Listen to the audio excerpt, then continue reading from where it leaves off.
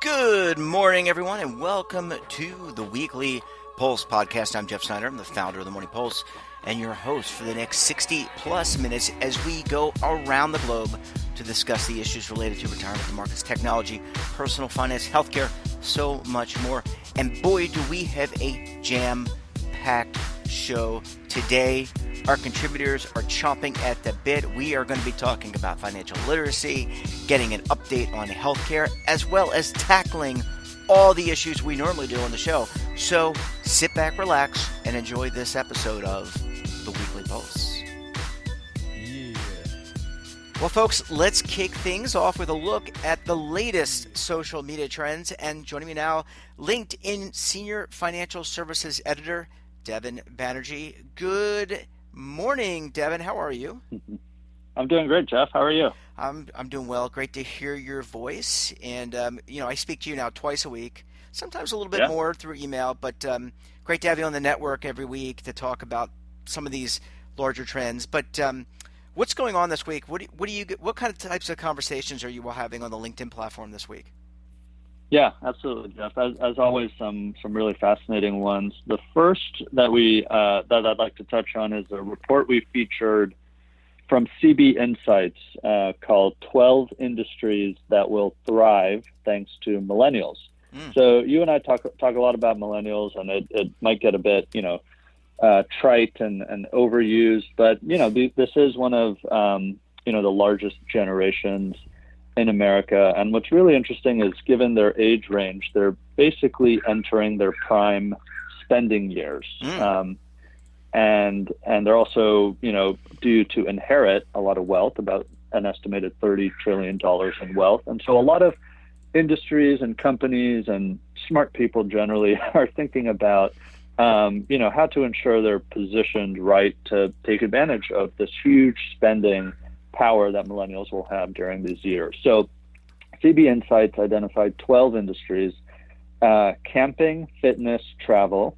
So and a lot of these fit into a theme that we've talked about a lot, which is younger people looking to spend more on experiences and events and things with other people versus kind of material objects and goods. So camping, fitness, travel. Also, fast casual dining, coffee, frozen foods. That was interesting. Yeah, that's interesting. Seltzer. I can't believe they have that on there, but I guess that's such a strong area of spending for younger people. House plants, skincare, automotive, micromobility, so different ways of moving around. And the last one, I saved the best for last, which is personal finance. So, as a lot of the fintech growth we've seen, as you and I have talked about, is around companies kind of gearing their product and their service aimed at younger people. So these are the challenger banks we talk about. Also, personal finance apps, brokerages like Robinhood, which we talked about a couple weeks ago, budgeting services and the robo-advisors like Betterment, Wealthfront, Personal Capital, etc. So really interesting. So for those listeners out there who are involved in one of those 12 areas I mentioned, definitely check out this CB Insights report because, as I said, there are a lot of smart people trying to figure out how to position themselves for this trend. Yeah, I think it's amazing. And I think people try to brand the different cohorts of people in different ways. Millennials are lazy. I don't believe that for a minute. I think that every group, and it's really hard to put people into categories, right? Because for every one that's like one way, there's someone like another way. So I really find it hard. I think you need to treat people individually. But I think inviting and having millennials in your culture very important. Just like I think having more mature workers is important. And for my generation, I'm a Gen Xer. I'm 47 years old. I think it's important. And I think when we talk about this all the time, Devin, that diversity breeds better outcomes as long as you can, that the cultures don't clash. And I don't think they are. I don't think they're meant to clash. But people grow up different. All different groups grow up differently depending on where you're from, what family you're from, and you're going to have different desires and different experiences. So I'm really excited about that. And I'm really excited about the personal finance angle because millennials often get, I was reading a story the other day that millennials don't have any saving, or they're living in their parents' basement. And again, I think that given the circumstances, they're doing the best they can. Some of them are taking multiple jobs. They're saving where they can. But I think you do have to enjoy your coffee and enjoy the things you enjoy. And you only get one shot at life, right? So you can't just put it all, toss into the wind, and just keep shoveling money into the bank, right? Yeah, no, absolutely, I agree. And on your earlier point, about bucketing people into these generations that we do, and again, the media does this a lot. But Absolutely. To me, it's less important about kind of what bucket you're in, Gen Z and millennial and this and that. But I think really it's just an indication of what younger people, quote unquote, want. And it's not even younger people; it's people moving through their careers and prime spending ages. And I think that's what really matters to companies, to corporate leaders, and to industries at large. And so definitely an interesting report there from CB Insights. Another item we featured this week that got a ton of attention is an annual story done by Market Watch about the top jobs in America. And so Market Watch and actually Glassdoor look at earning potential, overall job satisfaction, number of job openings, and comes up with this list, 50 best jobs in America. So for the fourth straight year, actually, and I kind of think you and I talked about this like probably exactly 12 months ago, for the fourth straight year, data scientists are ranking at the top, ranking at number one. So their median base salary is $108,000 here in America. They also rank high on job satisfaction. Openings for that title are also very high. So again, for younger listeners of yours thinking about their future career options or people looking to pivot, that job is topping the list. Rounding out the top five were nursing managers, marketing managers, occupational therapists, and then technology product managers.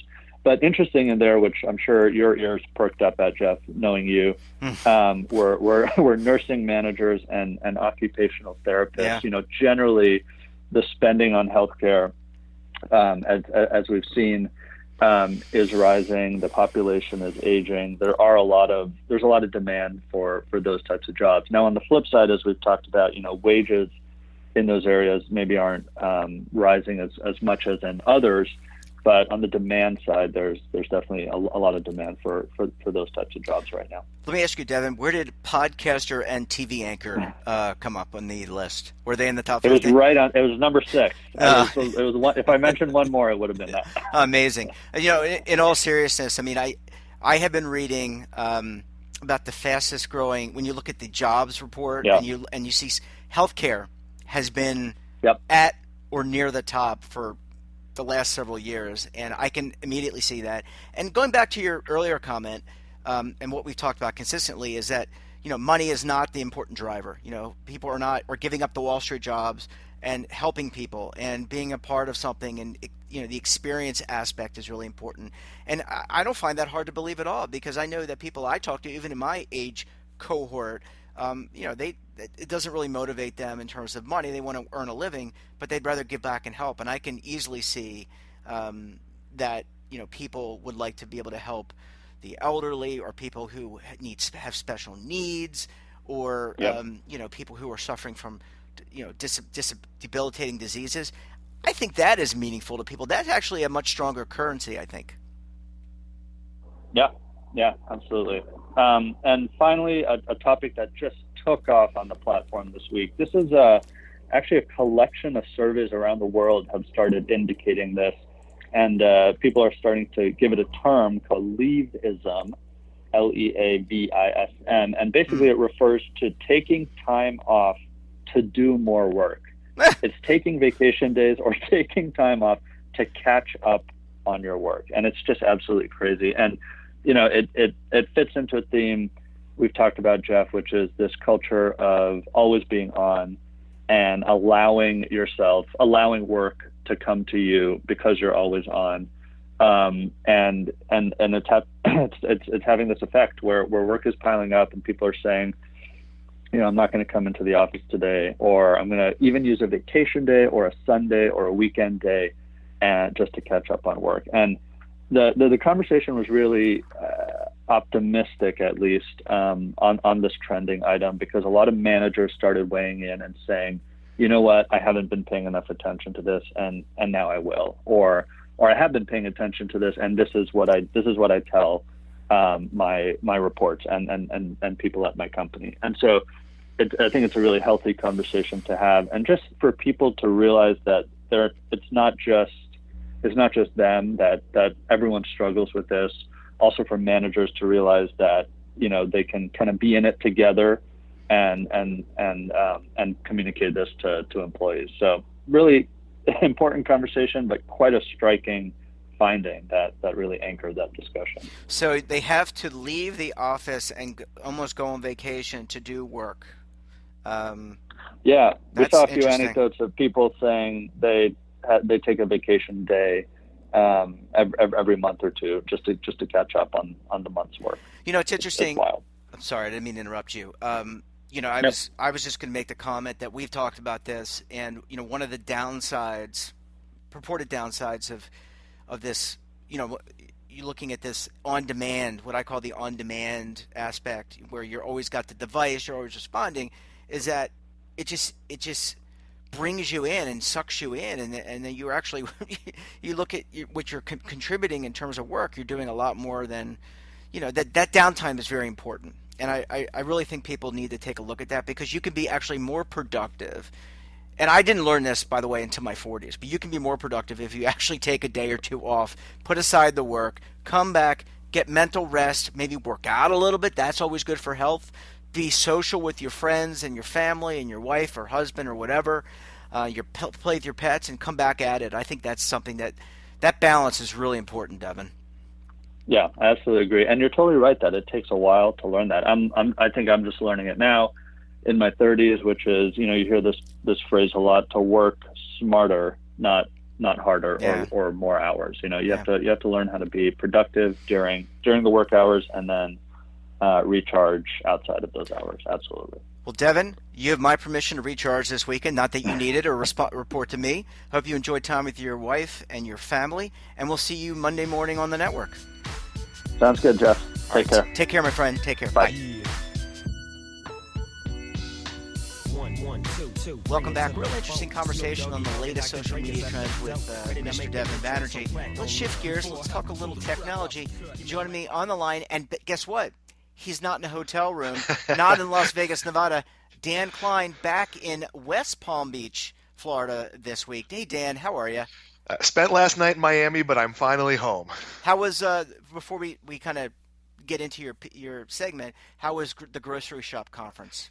It was a really exciting show. It's very interesting to see that even the industry does not know which innovations are going to win. They're pursuing delivery and curbside pickup and drones, as we'll talk about, and all sorts of other technologies. And it's really everything in a trial phase. And when there's a clear winner, or maybe there won't be, maybe there'll be all sorts of different things that work in different places.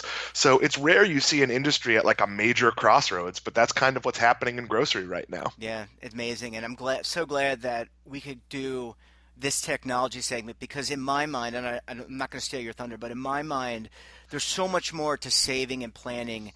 And, technology is a big part of our lives. And so whether you're covering financial apps, or whether you're covering the latest Apple phone, or the latest website, it all relates back to what we're talking about in the program. So without further ado, what's top of mind for you and the folks at the Motley Fool this week? Oh boy, the drones are coming. Ah! It's been 3 years of Amazon's going to have drones, and Chipotle did a stunt where on a college campus they delivered burritos using drones, which seems like a terrible idea. Yeah. And then, that's what you want, your burrito, which is already cold from Chipotle, flying through the air as it gets to you. And I love Chipotle, but my complaint is their system is based on giving you a lukewarm meal, which I don't understand in any way. Well, you got a microwave. You can mic it. If I'm home. Yeah, that's true. Or just put it, anyway, I'm sorry, go ahead. So a lot of people have been working on practical applications for drones. And big retailers like Walmart are using drones for inventory, but those are obviously in warehouses, not in public places. And the first retail use of drones has been approved by the Federal Aviation Administration. And it's Google's wing, so a division of Google has been working to get this approved, and they're going to be partnering with Walmart. So if you happen to live in Christiansburg, Virginia, which I'm pretty sure neither one of us lives in, I don't live and there. I go to Virginia once a month. I don't think it's anywhere near where I go.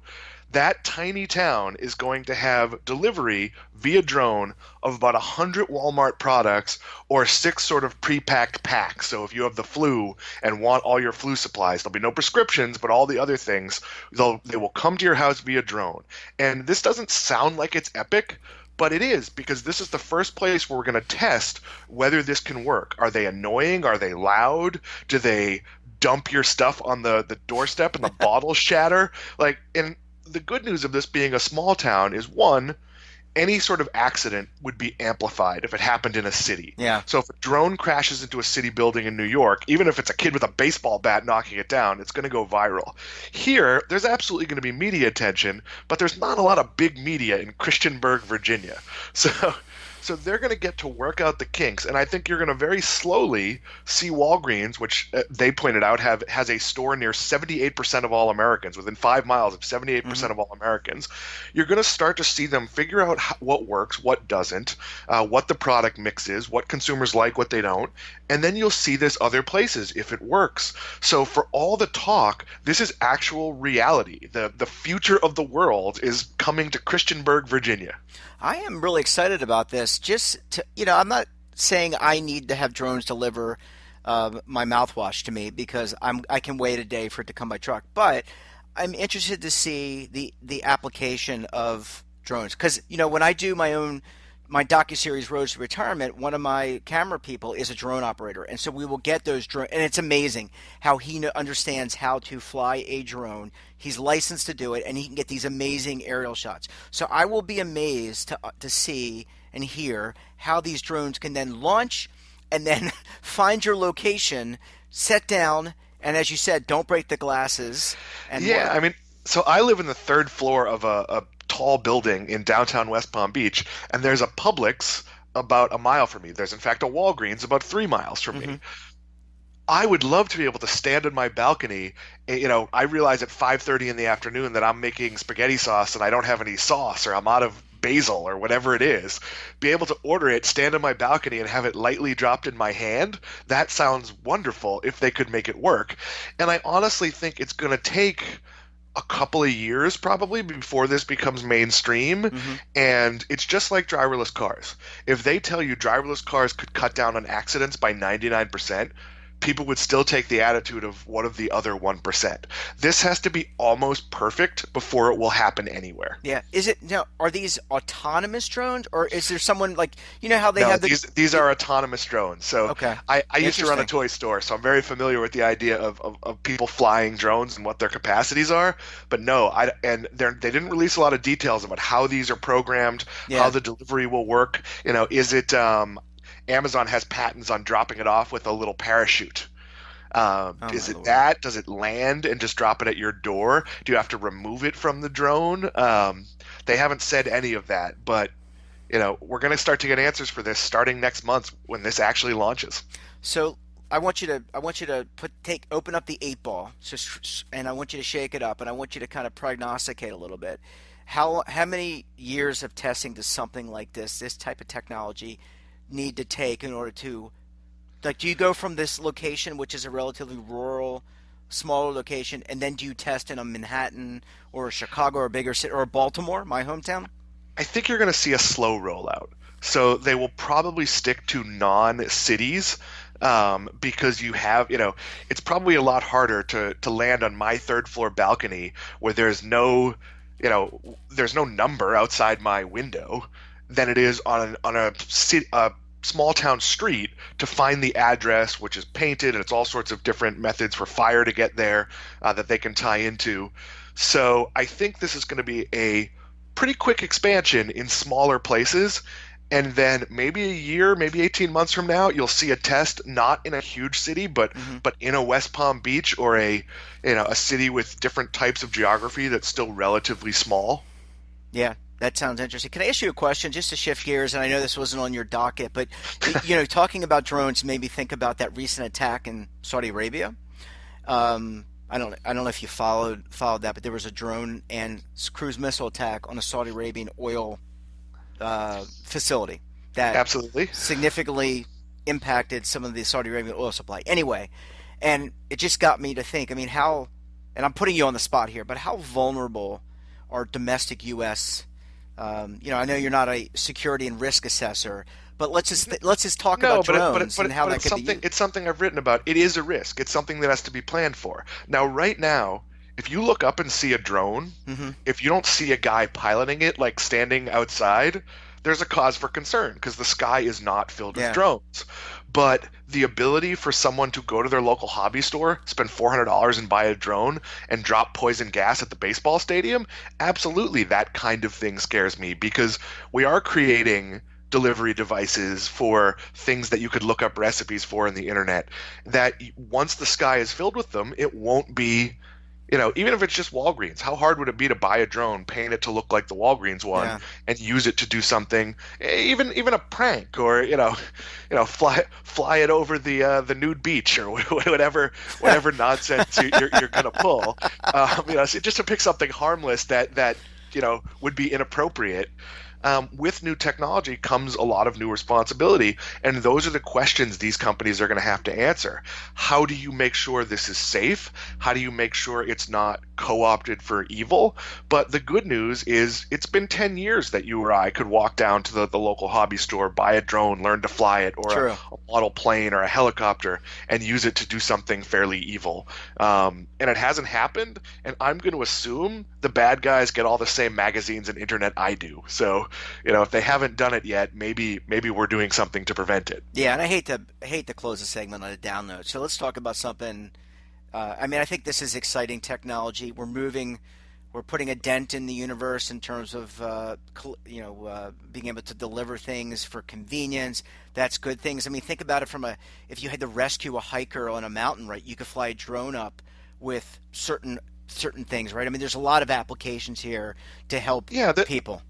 There's so many positives, and we're sitting at a crossroads where more things are getting delivered every day, and some of that has to be automated. And you've seen that there's some last mile ground-based delivery being done with robots. Yeah. You're going to see automated vans and other things coming to cities where they're running sort of select routes. They're more isolated from traditional traffic, but it will not be uncommon because there simply aren't enough people who want to do these fairly terrible delivery jobs if all of a sudden we move from 13% of the retail economy being online to, say, 25%, which I think is almost inevitable. And as you see grocery, which has largely been an in-store product, moving to curbside pickup and delivery for, who knows what the ceiling will be, 10, 20%, you're going to need to automate some of these things.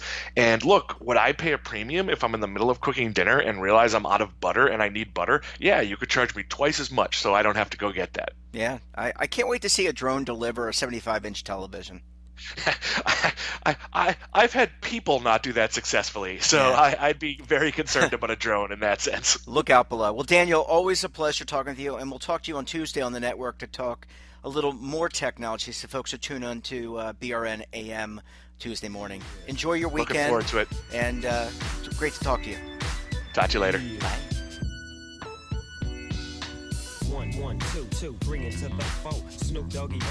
Welcome back, and now we're going to shift gears, talk a little markets, and joining me on the line, you know him as the lead anchor for the TD Ameritrade Network, Mr. Oliver Renick. OJR, how are you, my friend? Doing well, Jeff.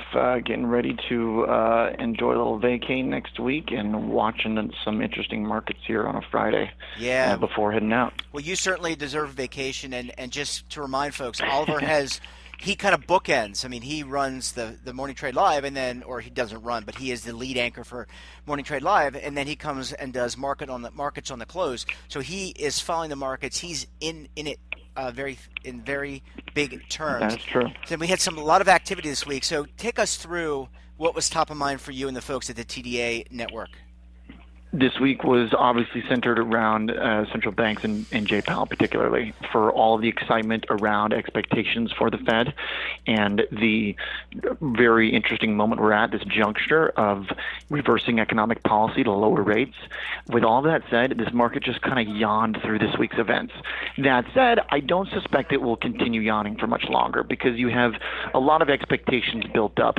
Now, some of those expectations are actually very bearish on the economy, and those are turning out to look a little bit more misplaced.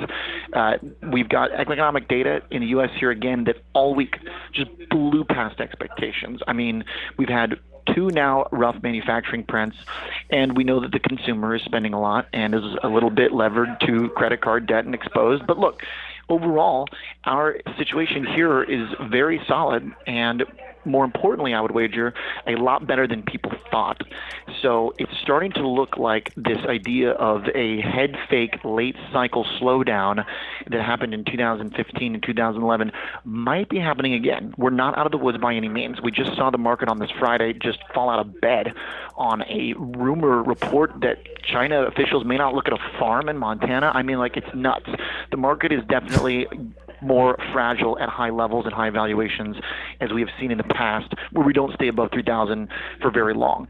But the idea that the economy may not be falling apart is a really interesting event if that is indeed the case. Again, we totally not out of the woods yet, but the rebound in the U.S. and the global data that's actually been led by what's happening in Asia is pretty interesting, because this is where people think things are the worst, right? The kind of tariff effect on China and the Southeast and all that. But anyway, what this means is that if the economy is not as bad, then we have to reconsider what that means for earnings and what that means for the overall health of the global economy. But it also means that there could be some positioning pain, because we saw just a week ago the market basically did a 180 on what kind of stocks were working and what didn't. And now that becomes a really interesting situation. If everybody's betting on things getting bad, even if they get better, it could cause some weird cracks in the market. And we've seen some of those cracks a little bit the last couple of weeks. Yeah, we have. We've seen volatility, but let me ask you a question. I mean, do you get, like, you've been to the U.S. Open, you've seen tennis matches, and you know how your head goes back. And do you feel like your head's going back and forth every couple of days when you're? Completely. I mean, how do you and the team manage that? Because you really do things quite differently at the TDA network in terms of your analysis, and you're not overreacting to market events. Well, I mean, it's true. So how do you prevent that whiplash that you get when you're watching people talk about the ups and downs, the volatility? You're talking to CIOs who are giving you the positive. Some of them are bearish. Yeah, totally. It's a really good question, and frankly, the easiest way to avoid that kind of whiplash is by practicing a type of coverage that is analytical from the beginning. So I describe a lot of financial news that most people consume through traditional media as being momentum news. Okay, it is after the fact. It's responding. It is following whatever just happened. So obviously nobody knows where markets are going to go, but the way I approach our coverage is to constantly try and isolate the most important themes and trends, and then really only create drama or highlight shifts in trends. So a good example of this is 2 weeks ago, there was what some people are calling a quant quake in markets, where you had leaders in the momentum space unwind very sharply. Treasuries rallied very sharply, sold off very sharply, and value stocks rallied very sharply. Now, we noticed this before anybody, literally the day of, and started talking about it on the show as it was happening, because we were so in tune to the trend that was already in place that any break from that trend is very obvious. So then over the next 5 days, everybody kind of scrambled to explain what was happening, where, by the time there were these kind of backward-looking, think pieces, we were already watching to see if any of it held, and sure enough, a lot of it did. And then that's kind of an example of how to avoid that kind of whiplash. If you're always responding, to things after the fact instead of really understanding the big themes that are driving things and being true to those themes, then that's the best way to avoid that. But to your point, I mean, the reason why there's so much whiplash is because there's so much conflicting data. We joked today that, like, you know, the market's just been taking body blows and is still intact, which is why bears sound reasonable, bulls sound reasonable, and there's one guy on the Fed who wants to cut 50 basis points and two people who don't want to cut at all. So it's anyone's guess. Yeah, absolutely. So you're going on vacation. Will Jill Malandrino be covering for you on the network in the mornings? Nicole's actually coming in. Nicole Petalides is coming in, and she's going to do her show here and the morning show, and we're going to have a crack team of anchors and traders to do Market on Close. So it's going to be great coverage. Well, enjoy your time off, my friend. You definitely deserve it. You know, clear the head. I know you'll be following the markets. We'll see you on Twitter tweeting, but enjoy the time off, and we really appreciate you coming on and giving us a couple of minutes, because you are in between production meetings when you do this podcast. So thank you so much. No problem, man. Appreciate it. Thanks, right, Jeff. Take care. Bye. All right, see you, buddy. Bye. Bye.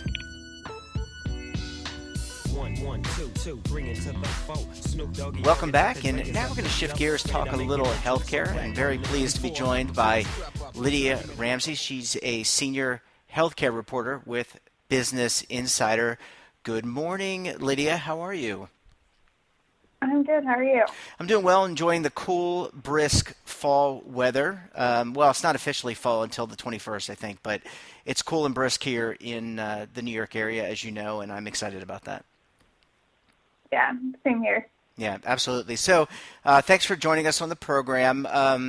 What's top of mind for you and the team at Business Insider this week? Can't get it out on healthcare. Yeah, for sure. So, the past couple of weeks, really the topic that's been on the top of everyone's minds is, Walmart unveiled this new version of its health clinic.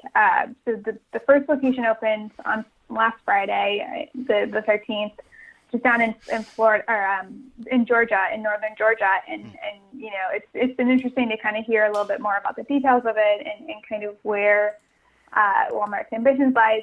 Historically they've had kind of health clinics on their properties, and there's been vision stores, and obviously they have the big pharmacy business, but it seems like this new wave of health clinics that they're building out that have kind of mental health services. They've got primary care. They're doing a little bit more prevention and things like that. I think it's going to be a bigger piece to kind of Walmart's health ambitions as it looks to, got to stay relevant when you're looking at competitors like CVS and what they're doing with health hubs, and always the threat of Amazon and what it might do in healthcare now that it owns PillPack. Yeah, it's very interesting. I did see that announcement, and I agree. I think it's obviously important to continue to branch out. And do you see this? You obviously cover healthcare for BI. You do your own weekly newsletter called Dispense, which people can certainly sign up for.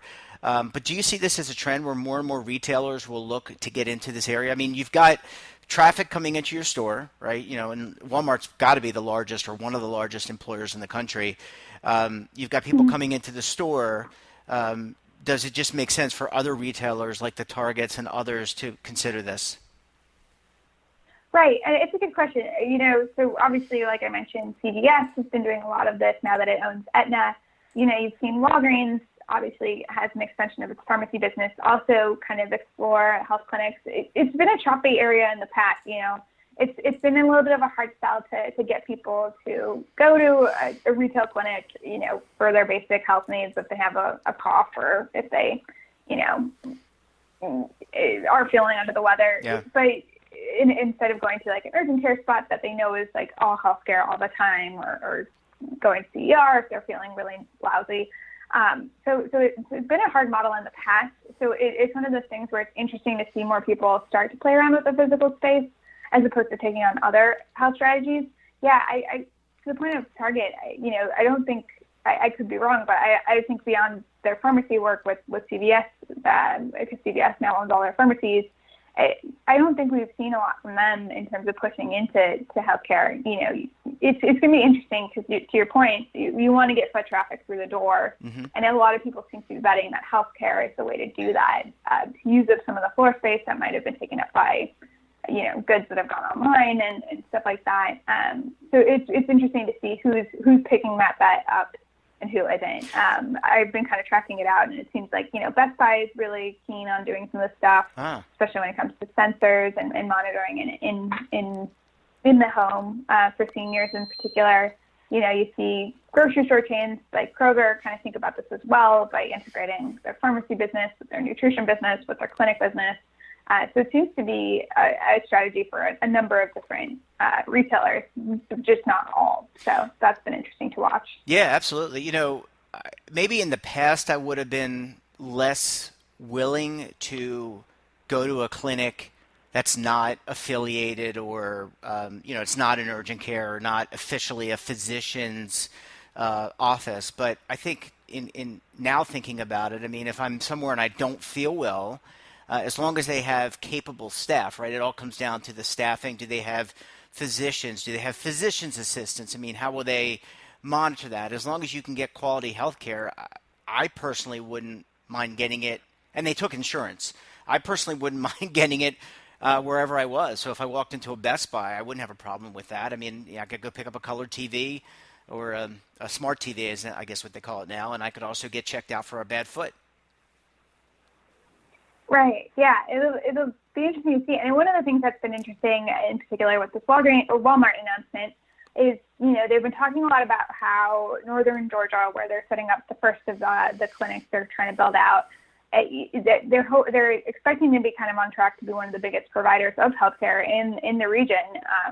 They call it like a healthcare desert, if you will. Mm-hmm. So it's been interesting to see kind of this. It seems like their play is to fill in gaps that otherwise might not be there. And sometimes that might be in partnership with, the large hospital chain that's around, and maybe they plug in some doctors from that or PAs and stuff like that. And then you have that, to your point, that name recognition and that trust from the other brands.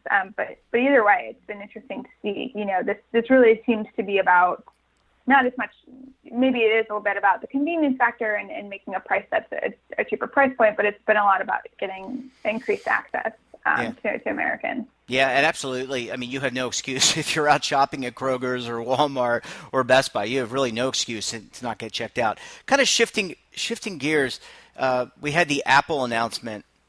And last week I think it was. I forget what week we're in, but we had the Apple announcement last week, and they released a new smartphone. I know that's technology, but you're not far. You're kind of at the intersection of technology and healthcare. Did you hear or see anything in that Apple smartwatch number 5, I think it is, that kind of interests you or piqued your interest?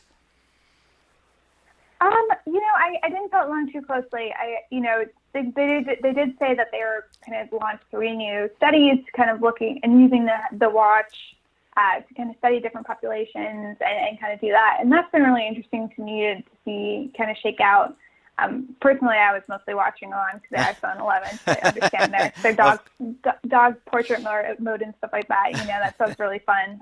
So it's interesting to watch kind of the interest from Apple kind of ebb and flow in these announcements. One year they'll be all about health, the next year it'll be kind of off to the side. So I'm still holding my breath to see kind of where Apple really makes it smart. And do you see the wearables market? Is that something that, in terms of healthcare and checking your pulse or doing it like electrocardiograms or checking your health in general? I mean, do you see a lot of continued interest in that? Because that was all the rage. You had the Fitbit, the Garmin's, all these devices that people were, if you're an athlete or not an athlete, people were using to track their steps. Is that still front and center for many in the healthcare industry? Are they still looking to collect biometric information that way? Yeah, I think that the key thing is, everyone's trying to, now that we know that this kind of is out there to a degree, everyone's kind of grappling with this thought about, okay, what's actually going to be useful for me? Like if I'm collecting the sleep data of a healthy 26-year-old, is that going to be as valuable to me as something else? So it's been interesting to kind of watch what's kind of sifted to the surface. So maybe giving everyone an Apple Watch isn't, necessarily the best thing to do, but maybe it's giving it to this group of people who really need motivation to get in more exercise in their day, whether they have you're at higher risk for diabetes or higher risk for hypertension, things like that. So it's all about using it in the right spots now that we have the tools. And yeah, I'm seeing, wearables. I'm pretty curious about, I think that there's a lot of noise out there at the moment, and it'll be really interesting to kind of watch and see in 10 years, what's kind of stuck around. I've seen a lot of people talk about how connected scales that can monitor, seniors' weight as it fluctuates, and kind of say, oh, this person's, at risk for chronic heart failure today. And then someone can intervene and do something about it before they end up in the hospital. That's really cool to me. So it's really interesting to kind of watch some of these use cases actually become useful, and wearables not just be a fun gadget to add into the many, many gigabytes of data that someone has on patients. Yeah, absolutely. I think you're right. I think there is a lot of noise, and I think it comes down to, not only the collection of information, but how do you use it? Because if you're getting information from a scale on BMI and your weight, if you're getting information on your heart from your wrist, where's that information going? Does the doctor actually look at it? How important is it to have it in real time versus, long historical trends? I think a lot of that still needs to be kind of played out, right? I mean, you can have reams and reams of data on any particular topic, but if you have paralysis by analysis and you can't analyze it, I would imagine that would be challenging for even the most sophisticated algorithms and bioinformatics companies. Yeah, absolutely. Yeah. Well, Lydia, certainly appreciate you joining us this week. Enjoy the beautiful fall-like weather, because it's not fall, and we'll talk to you very soon. Sounds great. Thanks. Bye, Lydia. Yeah. 1, 2, 2, bring it to the phone. Welcome back, and now we're going to shift gears, talk a little retirement. And on the line, she is the retirement reporter for MarketWatch, Ms. Alessandra Malito. Hey, Allie. How are you? Hello. How are you? I'm doing quite well. It's a beautiful day here in Washington, D.C. I'm looking directly at the Washington Monument. How's the weather in New York today? It is gorgeous. Awesome. Do you think we'll get Gorgeous, good gorgeous. I'm headed back this afternoon, but do you think we're going to have good weather this weekend? Yeah, well, it's supposed to be really hot this weekend, like in the 80s. Oh, okay. So it's like pretend summer. Awesome. Well, I can't even say what they used to call that. We'll just call it. They used to call it Native American summer back when I was a kid, which we probably can't say anymore. Yeah, I remember that. Yeah, so I won't use the other term. But okay, so lots going on in the retirement space. I want to get your take. What's been top of mind for you and the folks at MarketWatch in terms of retirement? Sure. So at the beginning of the week, Twitter had blown up with yet another thing about millennials and retirement. This time I did not cause the chaos, which was nice. But I actually don't even know how it started, but basically everybody started tweeting with the hashtag millennial retirement plans. And as you could imagine, they were not very good. People were talking about how they'll never retire, which, sounds very familiar to what happened a year and a half ago when I wrote that story about, saving for retirement in your 30s. But they said that they'll, never have the income to save enough for retirement. And then they were making jokes, being dark about how climate change was going to kill us all before they retired. And then there were actually some really dark and upsetting ones, mostly around healthcare. So a lot of people were tweeting that they have certain illnesses that will prevent them from retiring because they're going to have to work to pay for all of these expenses, or they need their insurance, and nothing will be good enough for them. If they were to retire, they'd be in a worse off spot. So it was just yet another reminder that as far as millennials are concerned, their perspective on their future retirement is very bleak. So, which is upsetting. Yeah, it is upsetting. So, number one, who are the people that were? So when you say this blew up, what types of people? I mean, you're saying they're millennials, but are these like notable people that we would know, or are they just like random millennials? Random millennials, young adults who truly believe that they will never be able to retire. And some of them, sometimes like, there are so many people on Twitter for, better or worse. Yep. And some people like to just make fun. So there might be millennials out there who do not feel this upset towards their prospective retirement, but they're going to make fun of millennials anyway. So there were people who were like, their future retirement plans include living in their parents' basement. Their future retirement plans include creating a GoFundMe account for other people to fund their retirement. So there were people who were making fun of young adults, but then there were others who were saying, well, in my situation, I truly don't believe I'll ever retire. Interesting. Yeah, I mean, it just seems like a not very positive message from a generation that I think is doing a lot of positive things. And, I kind of get that, I'm not the expert on sociology or understanding people. And I've said earlier in the show when we were talking about this, different cohorts, I don't think that everyone is you can paint everyone with a broad brush. And I'm not insinuating that you or anyone else does. But, it just seems like a not very positive message. And I think there are a lot of ways to get there, right? I mean, many people have come and retired before us, all of us, and made less money and have had harder times, right? I mean, people who have lived through war, they've lived through tough, hurricanes and climate events, right? And I think that it's people should be a little bit more positive. That's just my opinion. Yeah, absolutely. And I think the point is that they should, do the best that they can. So if they currently feel like they are in a position where they'll never be able to retire because they won't have enough money or because of circumstances that they can't control, just try to think of something that you can do. So I'm not going to say don't, have your avocado toast or coffee or whatever it is that those things stand for you. Yeah. But there's something that there's always something somebody can do. And even if that's like, say you are super strapped for cash and you do not have any money in the budget, you do not get avocado toast, you do not get coffee, you don't have Netflix subscription, you don't go out to happy hour, then maybe plan something that you can do in the next year. So if that is pick up a few skills between now and the next year that will make you more attractive in your current job for a promotion or make you more attractive for a new job where, you're more naturally, your potential for a big pay increase is, possible, then do that. Like, no, you wouldn't be putting money in a retirement account in that regard, but you would be setting yourself up to eventually have more money to put in a retirement account, which is better than doing nothing, Yeah. So there's something like that you could do. There are a few options. It's not like you have to feel hopeless, like if you don't have the money that you are just never going to retire. That's not a nice way to live.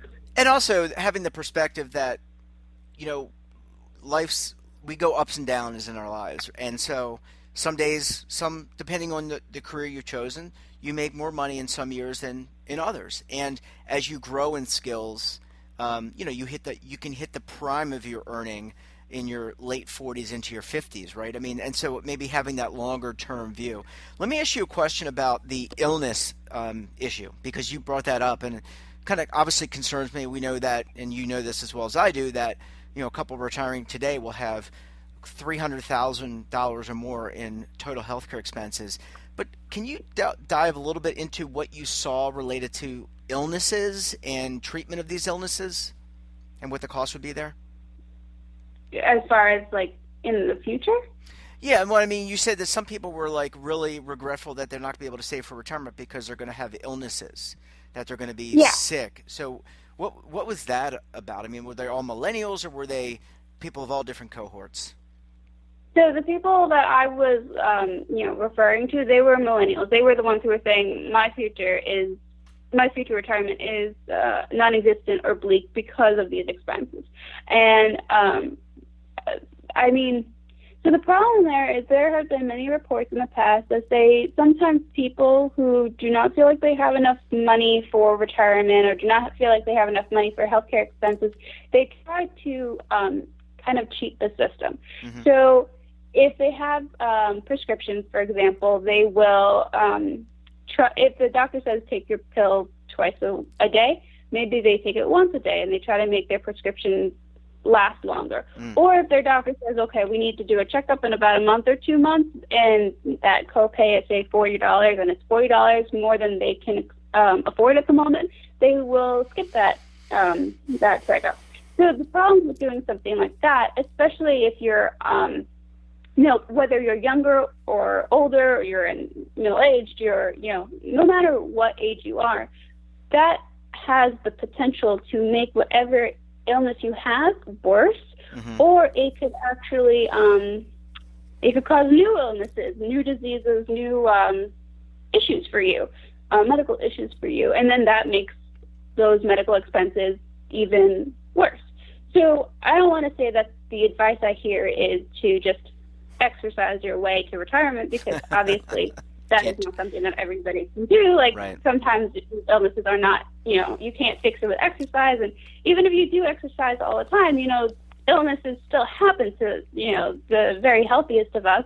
But it, to the millennials who feel that way, I would think that, it is stressful because you have to pay for whatever health care you need now, and you also need to save. So in those cases, maybe look for a savings account that is to your benefit. Like there are HSAs, which are great because they're a triple tax advantage, but at the same time, like you need to have a high deductible plan, and if you can't afford that, that could be a barrier. But it's still, in those cases, I would think that you need to look at all the options and weigh the pros and cons. Like maybe you do participate in a high deductible plan, but then you have this HSA that you can use sparingly for current expenses and then save the rest for future expenses. Yeah, absolutely. And I love that you were able to bring in HSAs and health care, because retirement isn't just put money away, sock it away, and not think about any of these other things like how you're going to live, where you're going to live, healthcare, etc. It all is interrelated. We need to get people thinking in those terms, in 3 dimensions as opposed to 1 dimensions. Allie, it's always a pleasure talking with you. Great insight into what people are thinking, and hopefully we can get some positivity going this weekend. Come on, just save. Just think about ways to save. Absolutely. And we'll talk to you next week. Enjoy the weekend. Hope the weather's nice, and take care. All right, thanks. You too. Bye, Al. Well, welcome back, and now we're going to shift gears, talk a little real estate, and join me on the line, one half of the Market Watch dynamic duo, Mr. Jacob Passy, real estate reporter with Market Watch. Hey, Jacob, how are you, my friend? I'm doing well. Yourself? I am doing well. I'm in Washington, D.C. today. I'm looking right at the Washington Monument. It's still upright, surprisingly, but it's a beautiful day. How are you doing? I'm doing good.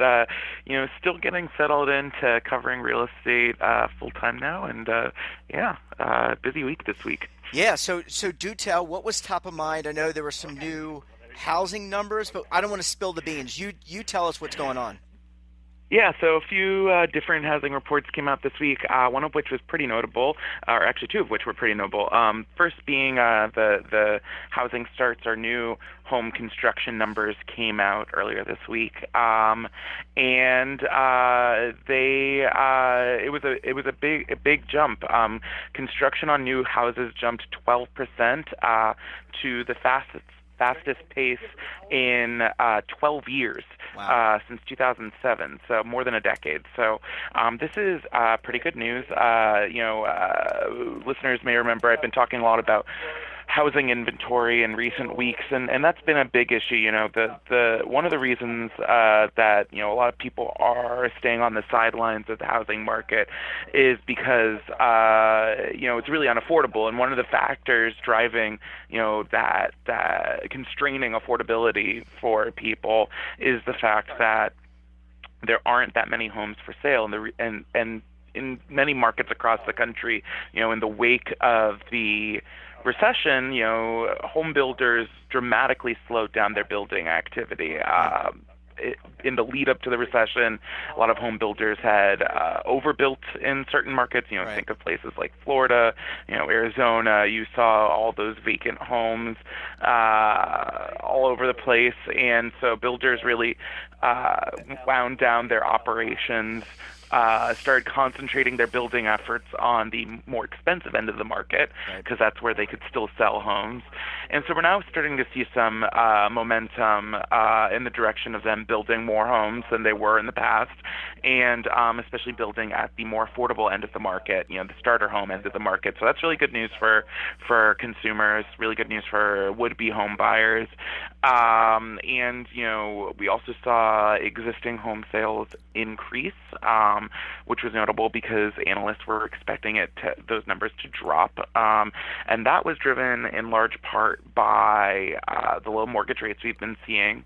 And so, there was kind of, when mortgage rates started going down this summer, analysts were kind of surprised because there wasn't that big of a response from consumers in terms of having more of an appetite to buy homes.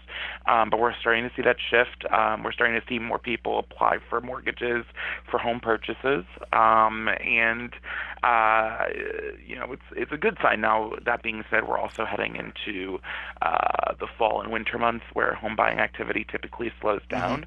So it'll be interesting to see, if these numbers are always seasonally adjusted, so it takes into account the fact that there's going to be a slowdown. But it'll be interesting to see if home sales continue to be fairly robust, because we're also, a lot of people are worried about a recession right now. You're seeing more and more reports coming up that people are, expecting a recession to start in the next few months. There's been lots of concern related to the trade war with China. So all those factors can weigh on a person's confidence. And, if people are worried about, losing their job or something like that in the next few months, that they may not be inclined to buy a home naturally because it's a huge purchase and a huge burden.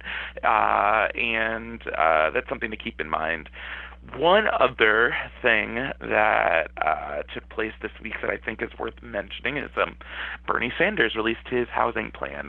So, did a story actually back in July, and we've been updating it as more candidates have been releasing their plans. But what's interesting is, housing is, not typically a major campaign issue during presidential campaigns. People I spoke with in the housing industry kind of said that this is the first time really in recent memory that, affordable housing has been, a topic of discussion. And one big reason for that is California is going to be one of the first states to hold a primary, this presidential primary for the Democratic race. Right. And California has the largest housing market in the country, and they also have one of the most unaffordable housing markets in the country. So a lot of candidates have been focusing on that. And Bernie Sanders had some interesting aspects to his plan, which is called Housing for All. So, one thing that he's raised is creating a new office in the Department of Housing and Urban Development that would be focused on fair housing and rent control. So basically, this office would be tasked with strengthening rent control laws across the country, increasing protections for tenants across the country, and promoting inclusive zoning laws. Another change he's proposed is creating a cap on rent increases. That would be, so rent increases would be capped at either no more than 3% or 1.5 times the consumer price index, whichever is higher. So that would be a big deal, for renters in some of these, really competitive cities where you see, rent go up, go through the roof very quickly. That would be good news for them, perhaps bad news for landlords. He also proposed curbing the ability of Wall Street funds to sell large pools of mortgages. And obviously, mortgage-backed securities were one of the contributors to the Great Recession and the financial crisis. And so kind of makes sense, Bernie Sanders often frames his rhetoric around, us versus them, us being, the average consumer, them being Wall Street. So not surprising that he would propose that, but, that could have an effect on the market more generally. The buying and selling of mortgages and mortgage-backed securities is, one of the ways that banks create liquidity that they use to be able to lend to home buyers. Yeah. So, if they're curtailed in their ability to sell mortgages, they're not going to necessarily have the resources to lend to as many people. And I don't think, I say that just because, I think it should be clear that, curbing on one end of the spectrum can have effects on the other end of the spectrum. Yeah. So, if there was a law created that prevented major Wall Street, hedge funds and whatnot to sell mortgages or buy mortgages, that could actually then trickle down to the home buyer. Yeah. So something to keep an eye on as these debates continue. Yeah, it's interesting. So you bring up, obviously there's more elasticity because there's more housing starts. That's great news because that should help, as you said, people who are potentially first-time buyers and help create slack. And it's interesting. I mean, just to remind the audience, during the presidential primaries, the candidates will always suggest things, but it's really the president's job to suggest. Congress has to pass legislation in order to make a lot of those changes, and that certainly will be a big source of debate with when and if a candidate is elected president, right? That's just kind of how yes, how yeah, it no, works. and I also interesting because the Trump administration has taken a few steps to put housing to the front of its agenda. They, I think we talked about it on the podcast, but they, released a plan for housing finance reform, which included ending the conservatorship of Fannie Mae and Freddie Mac a few weeks ago. Yeah. And then this week they released this, the White House Council of Economic Advisors released a report on homelessness across the country, and, put forth some proposals on how to address that. So they are, it's not just Democrats, the Trump Absolutely. administration is also taking a look at housing. And so it'll be interesting to see. Usually this is one of the, I feel like one of the reasons why housing doesn't come up too often during presidential campaigns is because it's one of the few things that Democrats and Republicans can agree on. A lot of the policies that you see being debated in Congress right now have broad agreement across both sides. Interestingly, despite that, most analysts don't expect there to be much headway in Congress on housing finance reform or these different issues because I think, Democrats want to hold off and, they would love to be able to give that big win for, a Democratic president if someone beats Trump in the 2020 elections. And then, that just puts a wrench in the system, wrench in the gears, and makes it harder for Republicans to pass anything to give Trump that win. So, it's weird that there's not really any expectations that anything will get passed anytime soon, but it is one of the few issues people can agree on, so naturally not something that people are fighting about. Yeah. I wonder, Jacob, just based on what we've talked about the last few weeks, do you think I should brush up by watching The Big Short again? Do you think it's time for me to watch The Big... That's because everything you're talking about, not that it's a repeat, but you brought the financial crisis. We talked about some more elasticity. You mentioned how I just keep when you were talking earlier in the segment, I was thinking of Steve Carell talking to the exotic dancer about her houses. Do you remember that scene? And I'm just wondering, should I be brushing back up on that story again? Well, so it's an interesting situation because in certain parts of the country, they've never recovered from the financial crisis. I mean, there are housing markets, in states like, Nevada and Florida and Arizona where home prices have yet to fully rebound. And then there's, cities like San Francisco where they're hitting, all-time highs right now. So the situation is very much a local one, whether or not you've recovered from the crisis. That being said, as we look to the potential for another recession, it's important to emphasize that, unlike the last recession, this one's not being caused by the housing industry directly, or the housing finance system directly. And so, the situation with past recessions and how it affected housing has varied. There have been recessions where home prices have fallen, and there have been recessions where home prices have continued to increase. It just depends on, how devastating it is for the economy, how many jobs are lost as a result of it. If it's a fairly mild recession, or one where, like the dot-com bubble in the early 2000s, home prices continue to increase, and that I think is in large part because the effects in terms of job losses were fairly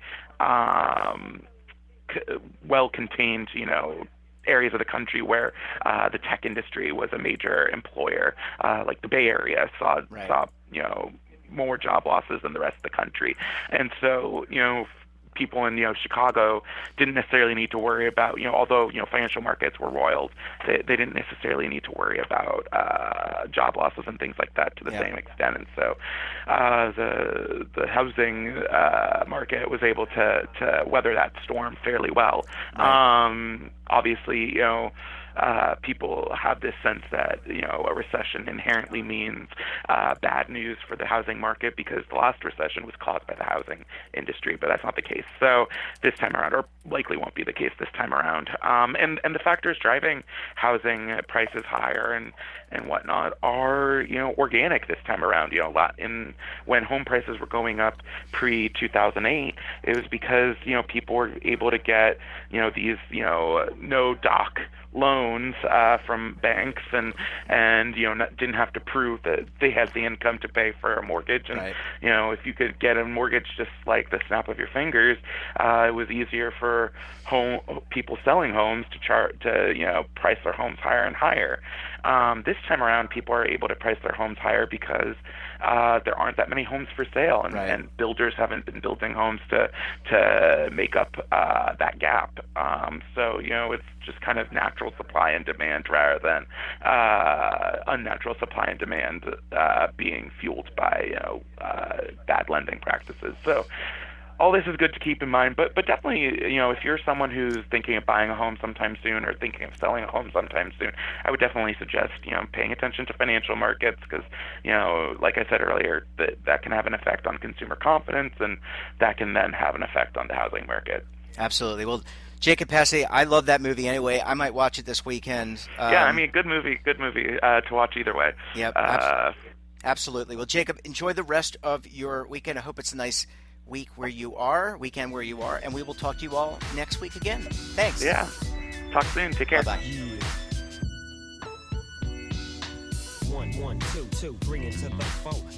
Welcome back, and now we're going to shift gears and talk a little bit about what's going on in Washington, D.C. and the legislative and regulatory side. And joining me on the line, he's one half of the Legal Eagles, a retirement rock star, and he's pulling quadruple duty this week, and he's not even getting paid for it. Please welcome Kevin Walsh, a principal with the Broom Law Group, an employee benefits firm in Washington, D.C. Kevin, thank you so much for joining us. Jeff, thanks for having me on, and it was great being on your show a couple times this week. So it's always fun talking with you. Yeah, well, it's fun for me and the audience to hear your perspective because we don't always get that unless you're following very closely what's going on Capitol Hill. So we talked a lot this week. You talked about the definition of a fiduciary, which is exceptionally important. People should definitely check that out on the network. And you also talked about e-delivery and what's going on in the Hill. So what is top of mind for you? You've had lots of conversations with clients, with record keepers. What's top of mind for you in the Eagles this week? So there's two things I want to talk about this week. One is I want to just do a quick secure update. And then second, I want to talk about some cases that are going to be argued at the Supreme Court this term because the Supreme Court term starts in October. And many years we don't have any ERISA cases. This year the lineup already has 3. Wow. So, the first thing that I wanted to talk a little about was the Secure Act, and that it's just kind of the update. I think there's optimism that at some point this will get done, but the next vehicle is really this continuing resolution, which funds the government after the end of September. The idea is they're going to do something short-term while they work out a longer-term spending bill. And right now, it does not look like Secure is going to get attached to that. So we keep ticking off these must-pass bills, and Secure keeps not getting attached. But there's still some optimism. When I talk to Hill staffers, they're saying, maybe this can be a piece that gets done by the end of the year. But we heard the same thing last year and the year before. Yeah, well, that's certainly. Oh, I'm sorry. Go ahead, Kev. Yeah, no, go on. I mean, this is a great point to interrupt because I'm going to pivot to the Supreme Court next. So if you've got anything on secure, I'm happy to talk about it. No, I was just going to say, just to reiterate, I have my fingers crossed. I think there's some comprehensive pieces in there that I think we need, especially when it comes to the 60 million workers out there who do not have access to a retirement plan. There's some solutions there. So hopefully things can right themselves, obviously keeping the government open, very important. But, I'm just keeping my fingers and my toes crossed until we hear again. So why don't you go ahead and pivot and talk about the ERISA and the Supreme Court?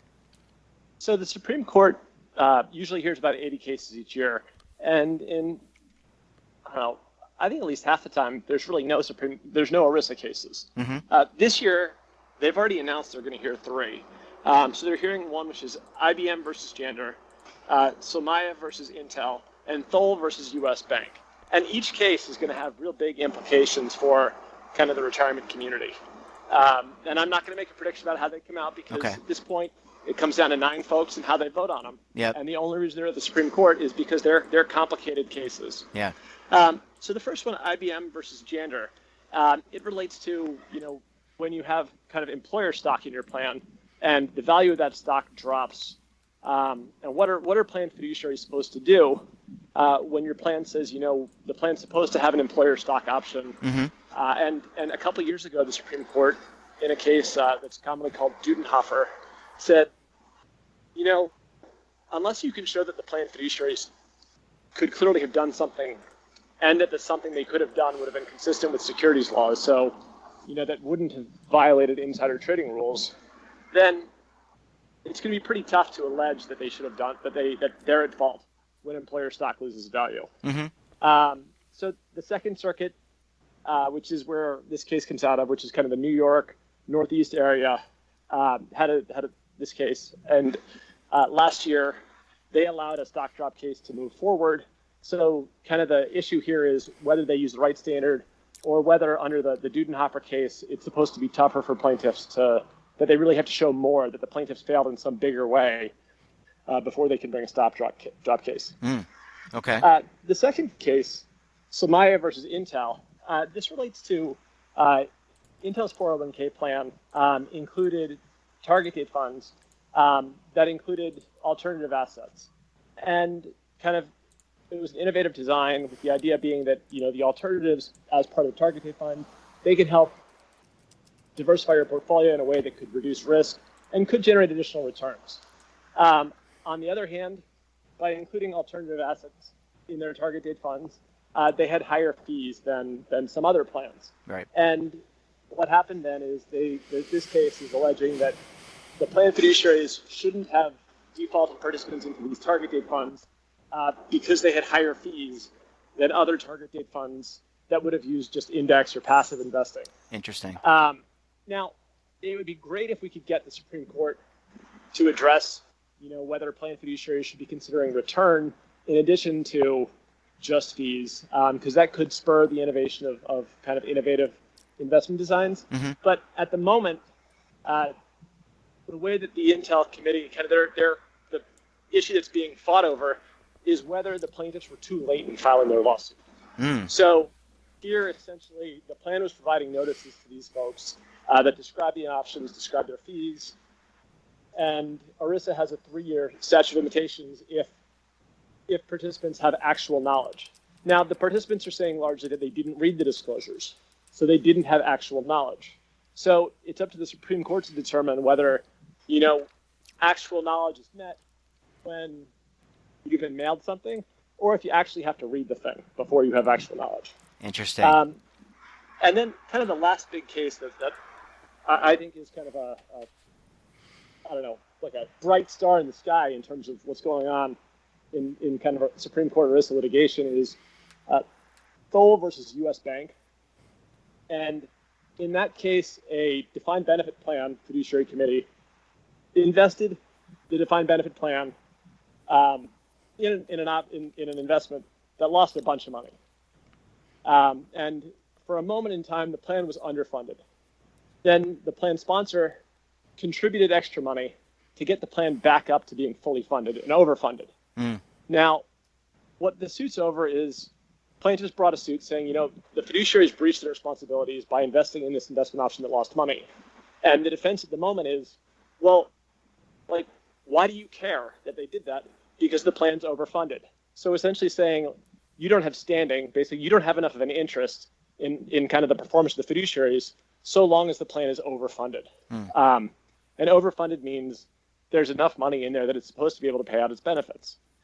And this is kind of an interesting case because if it's determined that plan participants have standing to sue or can bring lawsuits, even when the plan is going to be able to meet all of its obligations to that participant, even if the plan is going to be able to pay out all the pension that's due, this could open up the way for some of the fee type cases we've seen in the 401k space coming over to the defined benefit side. Each of these cases, if it was a regular year, we could spend multiple episodes just talking about the importance of any one of these cases. So the fact that there's 3 on the docket already, this is going to be a big year at the Supreme Court for ERISA, plan fiduciaries, plan sponsors, and participants. Yeah, and we'll certainly be looking out for that. But Kevin, just as a benchmark, how often does an ERISA case get taken by the Supreme Court? Is it rare? Does it happen? It's rare. So it's very rare for them to rare. Weigh in. I mean, I think we've gone whole years without them taking any cases. So we already have 3 now, and we could have a 4th. Because there's still a case out there that the Supreme Court hasn't decided they're going to hear yet. Okay, so they have to decide. But this should offer some level of clarity for employers, for plaintiffs, right, for the industry. I mean, there's a lot kind of riding on this, which is really surprising, I think, which is your point. I mean, this is going to be really indicative of how things could go because when the Supreme Court weighs in, basically it's changing or setting a path forward for the future, right? I mean, that's your point? Yeah, so when the Supreme Court weighs in, it's typically because different courts are doing different things. Yeah. And the Supreme Court, when they announce what they want everybody to do, yeah, they provide uniformity. So from a compliance standpoint, it's a whole lot easier once the Supreme Court's weighed in. Or from an expectation standpoint, once you have the Supreme Court saying something is something, lower courts and circuit courts are supposed to take note and follow suit. Yeah. Well, Kevin, thanks so much for joining us again. I mean, amazing revelations, amazing content, and again, doing quadruple duty. It's a credit to you because you're not only you're doing that, but also balancing your client work and your meetings, and you're all over the place. You and David are all over the place. So relax, have a great weekend, and we will talk to you again next week. Perfect. Thanks, Jeff. Have a great week. You too, bud. Bye. Well, folks, that wraps up this episode of the Weekly Pulse Podcast. Thanks so much for stopping by. We really appreciate it. Hope you found the content very helpful, very interesting. I know the contributors were really chomping at the bit this week to get on the show, talk about their respective experience and disciplines. So I hope you found it very helpful. So until next week, I'm Jeff Snyder. This is the Weekly Pulse Podcast. See y'all again soon.